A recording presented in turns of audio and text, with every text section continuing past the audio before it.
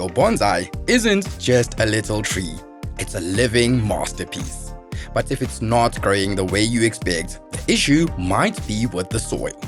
Over time, old compacted soil can suffocate the roots and upset the delicate moisture balance your bonsai needs.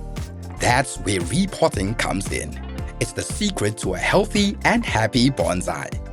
Tropical and subtropical bonsai can be repotted now, or if your bonsai has severely compacted soil or roots rot. Just remove old soil, trim the roots, shape the top, and refresh it with a new mix. Every 2 to 3 years, it's time for a fresh start with new soil. The key is using the right mix. A premium organic blend of composted bark, compost, and silica sand is ideal. It's designed for good drainage and moisture retention, allowing the roots to breathe and grow strong without becoming waterlogged.